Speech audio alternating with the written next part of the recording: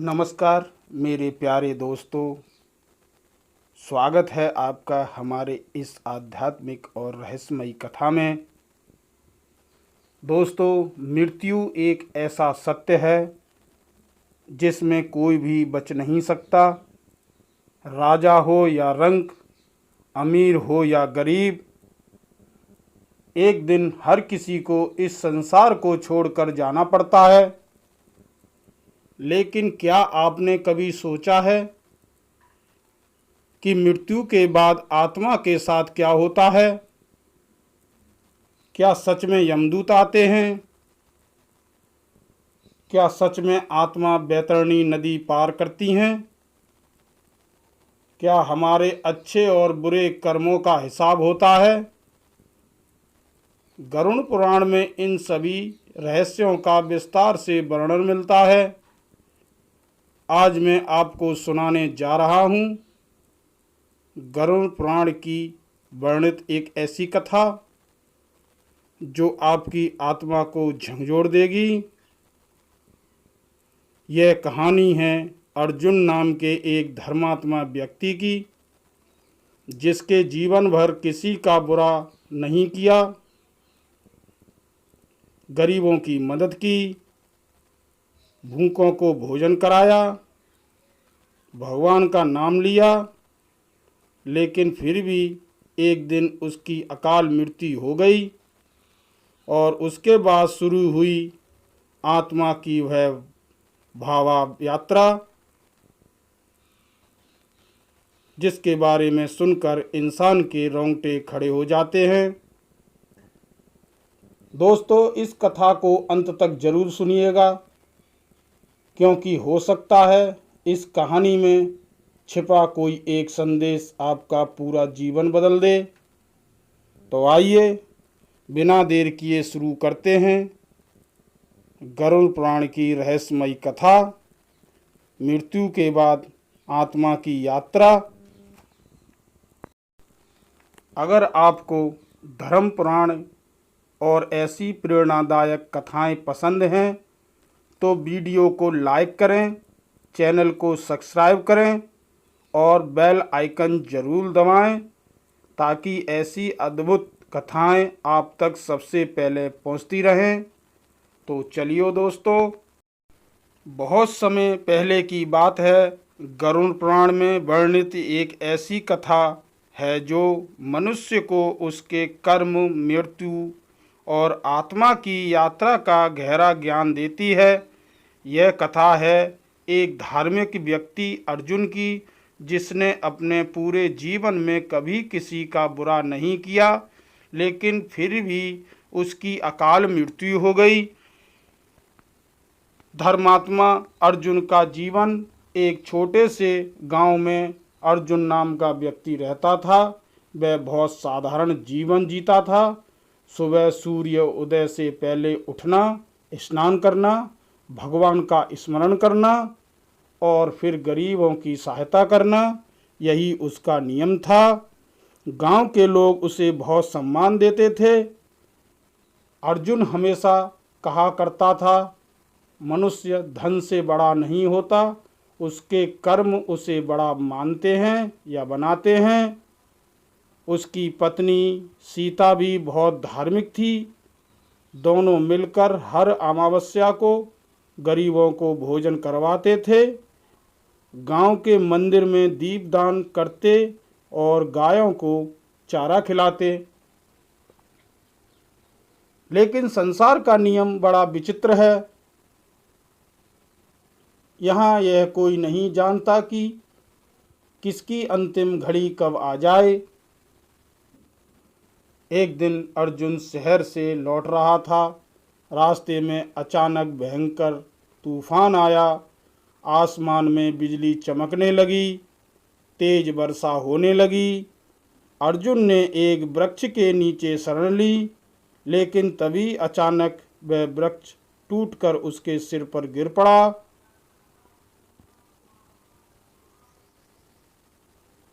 कुछ ही क्षणों में अर्जुन का शरीर निश्चल हो गया। उसकी अकाल मृत्यु हो चुकी थी। पूरा गांव स्तब्ध रह गया। उसकी पत्नी फूट फूट कर रोने लगी।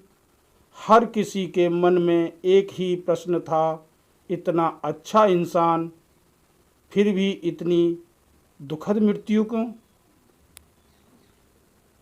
उसी समय गांव में रहने वाले एक वृद्ध संत वहां आ गए।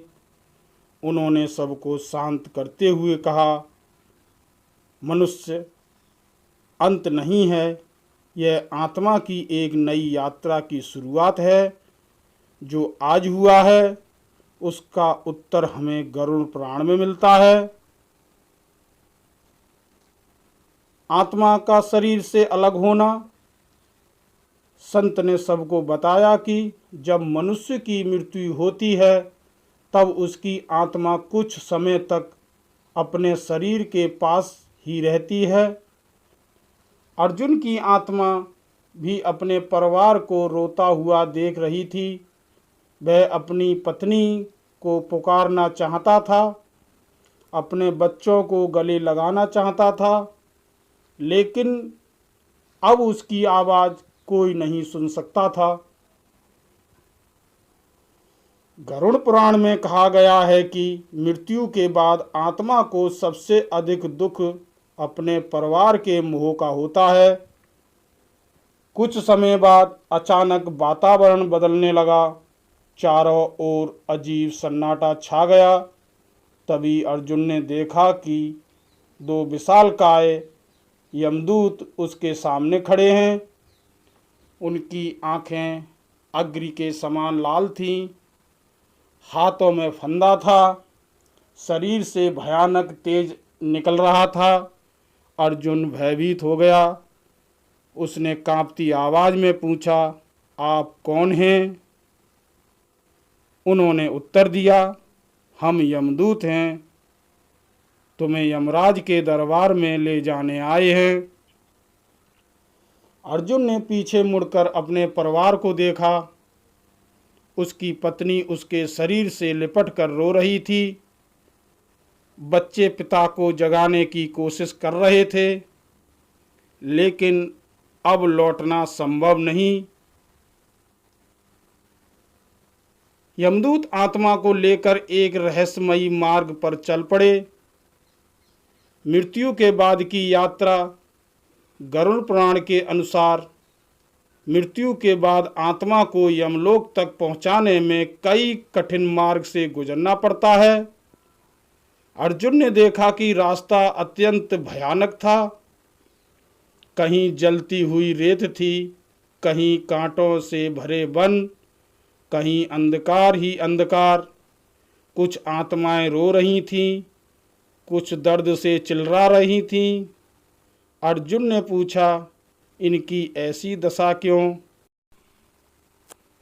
यमदूत बोले, ये वो लोग हैं जिन्होंने जीवन में पाप किए हैं, जिन्होंने दूसरों को दुख दिया है, छल किया है, माता पिता का अपमान किया है, गरीबों को सताया है। अब ये अपने कर्मों का फल भोग रहे हैं। थोड़ी दूर आगे बढ़ने पर अर्जुन ने कुछ आत्माओं को शांत अवस्था में देखा। उनके आसपास दिव्य प्रकाश था। यमदूत बोले, ये वे आत्माएं हैं जिन्होंने दान, धर्म और सेवा की है। इनके लिए मार्ग सरल होता है। अर्जुन चुप हो गया। उसे अपने जीवन में हर कर्म याद आने लगे। बैतरणी नदी का रहस्य। कुछ समय बाद वे एक विशाल नदी के किनारे पहुँचे। उस नदी का जल काला था, उसमें से भयानक दुर्गंध आ रही थी। नदी में रक्त, कीचड़ और डरावने जीव दिखाई दे रहे थे। यह थी बैतरणी नदी। गरुड़ पुराण में कहा गया है कि हर आत्मा को इस नदी को पार करना पड़ता है। जो लोग गौदान और पुण्य करते हैं उनके लिए यह नदी सरल हो जाती है। लेकिन पापी आत्माओं को इसे पार करने में अत्यंत कष्ट होता है। अर्जुन भयभीत हो गया। तभी अचानक एक दिव्य गाय वहां प्रकट हुई। यमदूत बोले, तुमने जीवन में गौ सेवा की थी, उसी पुण्य के कारण तुम्हें सहायता मिली है। अर्जुन ने उस गाय की पूंछ पकड़ी और आसानी से बैतरणी नदी पार कर ली। उसकी आंखों में आंसू आ गए। उसे समझ में आ गया कि जीवन में कोई भी अच्छा कर्म व्यर्थ नहीं जाता। यमराज के दरबार पहुंचकर अतंता अर्जुन यमलोक पहुंचा। वहां एक विशाल दरबार था। चारों ओर दिव्य प्रकाश फैला हुआ था। बीच में सिंहासन पर यमराज विराजमान थे। उनके पास बैठे थे चित्रगुप्त, जिनके पास हर मनुष्य के कर्मों का लेखा जोखा होता है। चित्रगुप्त ने एक विशाल ग्रंथ खोला। उसमें अर्जुन के जीवन का हर छोटा बड़ा कर्म लिखा था। उन्होंने पढ़ना शुरू किया। अर्जुन ने गरीबों की सहायता की, भूखों को भोजन कराया, माता पिता की सेवा की, कभी किसी का धन नहीं छीना। लेकिन फिर कुछ छोटी गलतियां भी सामने आईं।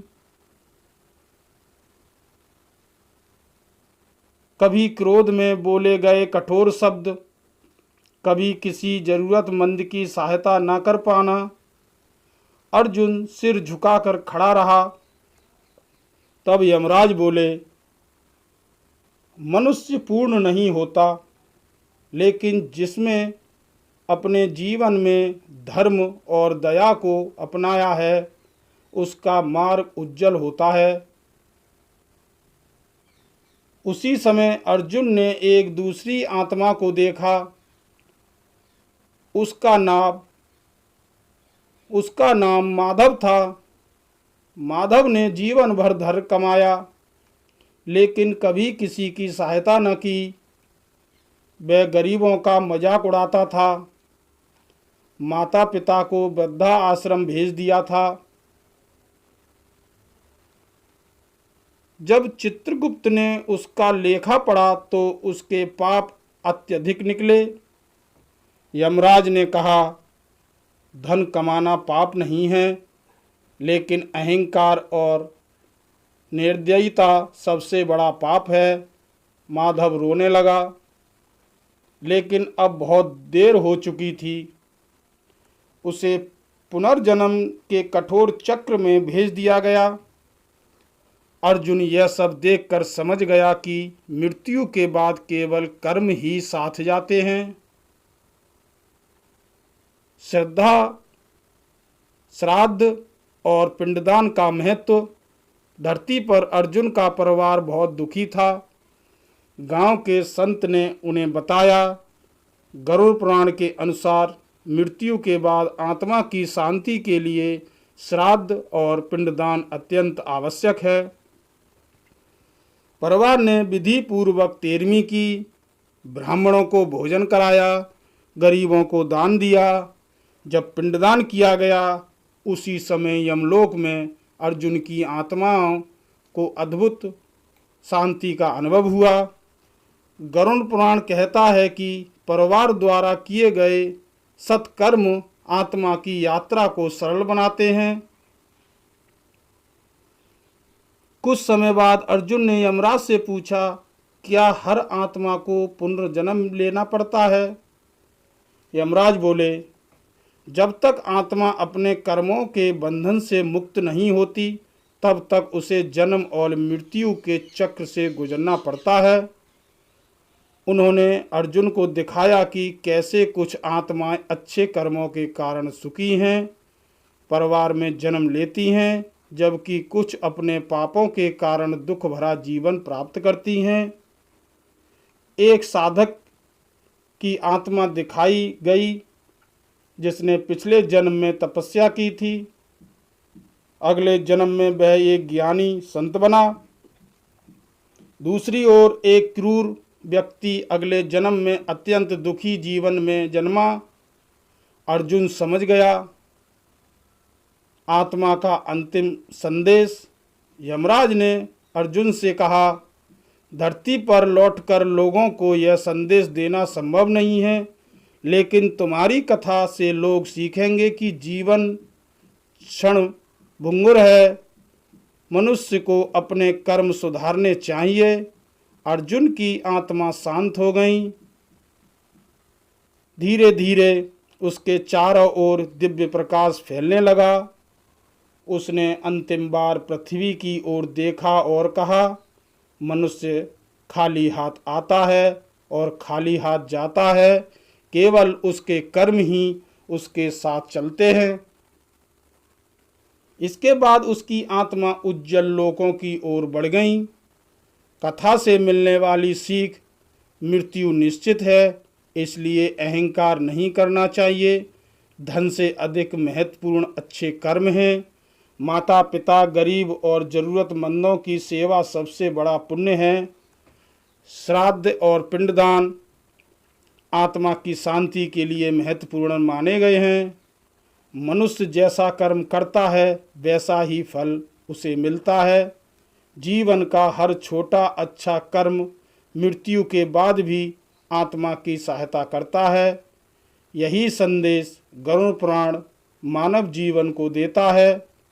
सत्कर्म ही आत्मा का सच्चा धन है। ओम नमो भगवते वासुदेवाय।